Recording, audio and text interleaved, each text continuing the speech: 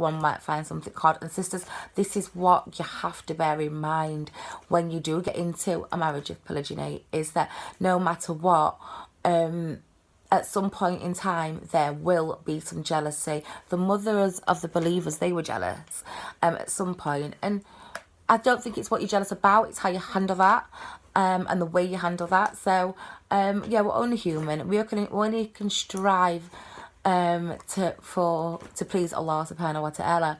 And this polygyny, to me, will strengthen my character and my closeness to Allah subhanahu wa ta'ala, because through the difficult times and tests that you have, through polygyny, through nikah in general, and just relationships sometimes, just general relationships with friends, family, etc., you do rely on Allah for that bit of comfort and that bit of ease when you go through them tests and them trials. So subhanAllah, that's Allah, that extra dua, that extra dhikr that you're doing. You never know how close your attachment is getting to Allah, or how much you are attached to Allah, or how do you know how close Allah is to you at that moment. So it really, really, really appeals to me, because I want to be the best Muslim that I can be. And I think one of my things is how I handle situations, and this will be a very big test of my character and the kind of person that I am, and I hope it draws me closer to Allah subhanahu wa ta'ala. Whereas I might not find jealousy at this present moment, because I've seen this and been a part of it growing up. My co-wife might find it easy, and where I might find something hard, like I said previously, she might find it easy, and where she might be happy, where I might be happy in gaining a husband, she might be mourning the loss of her marriage at this present moment in time, or you know, at the point, and people think that, oh, he must love his first wife less, that's the reason why he's getting married. No, sisters, you're getting this wrong. That is not how it is at all. It is humanly impossible to love people the same. You love people, but in different ways, you know, you have, and I don't know how to explain it to you other than it is just the way it is.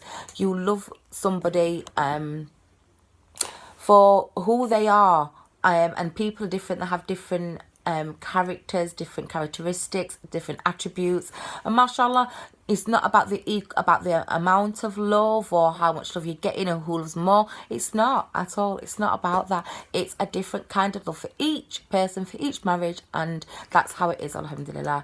So, plural marriage, brothers, sisters, and this is just going out to, and I think Islamically we can learn a lot. I think coming from the cultural background I have, it could be applied. We don't just need to take on the word and how can I put this, examples of just from Islam. Look at the other religions, you know, the Christianity and Jews, and how they apply you know, monogamy or different things religiously into their lifestyle, and polygyny, for example, just one.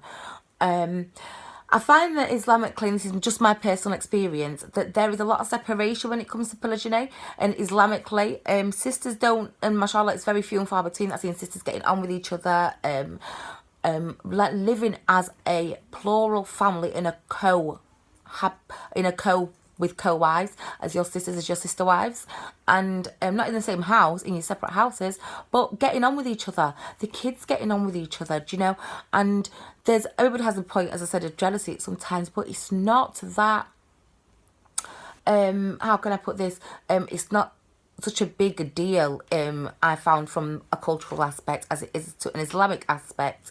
There's a lot of like, separation and jealousy, which happens, mashallah, it happens in any, but yeah, there's not this kind of unity. It's kind of a separate, and if that's how people want to deal with it, it's very nice. But it's so beautiful when you can accept your co-wife, your co-wives and your sister wives, and you can just live as one but separately. Now, bearing in mind, polygyny does not mean one plural relationship for you all. You are in a plural situation, but it is an individual marriage. It is you know, a dual marriage, even though you're in a plural situation. Let's just get that clear.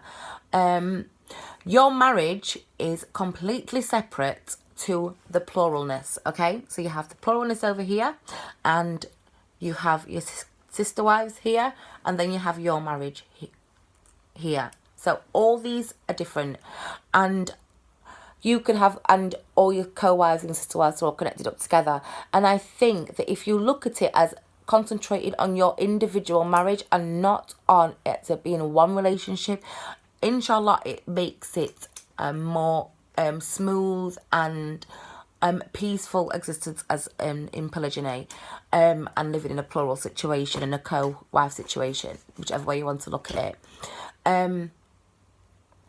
I don't know how my future co-wife is feeling right now. I can't actually think of how she must be feeling, but I don't want to be a part of any. She's just accepting of it, and she knows it's going to happen, and you know that the mystery man has been looking for a wife, and mashallah, she's I don't get into that side because it's their marriage, but yeah, she knows and everything's okay on that front, and I'm gonna leave that bit right there.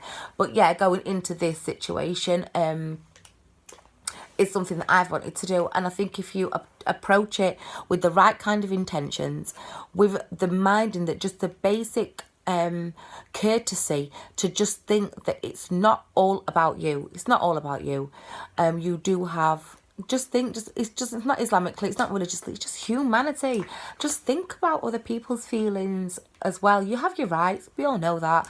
And sisters, if you don't like polygyny, put it in your marriage contract, you know, and learn a little bit more about Islam, a bit about your deen, a bit about stuff before you actually go down that road of having your nikah, so you know what you're entitled to and what rights you're entitled to put into your nikah contract if you are having trouble with your husband taking another wife at present or has already done. So not only do you have to think about yourself, you have to think about your, like I said, humanity and having compassion for the other person. But you also have to, sisters, come on, can be quite selfish sometimes. You have to think here, right? As well as thinking about yourself. And your husband or your future husband is thinking about trying to connect all these dots to make it one beautiful picture, and financially supporting you both, time-wise supporting you both, emotionally supporting you both, time-wise, everything, physically supporting you both, in the whole aspect. Just take a little minute out and just think, if he's thinking about all that, just have a little think about him and just how he's thinking. And it goes a long way, mashallah, sisters, come on, it goes a long way. And we're very busy with stuff and everything like that, but yeah, just be appreciative of the fact that this is all going on. If you're at the start, or even if you're in a polygyny situation, I'm at the very start of I'm not even had my nikah yet, so I'm very, very new at the minute, so I'm right at the beginning. So but yeah, it's just something that I just wanted to share, because so many people has been reversed. There's not very much them stories out there, and inshallah I can expand on this further. But I hope that there's been lots of things in here that, like, little pearls of Islam that you've taken away, and just pearls in general of wisdom and knowledge that you could just take away with you, and maybe it's been some kind of ease or comfort or some enlightenment for somebody.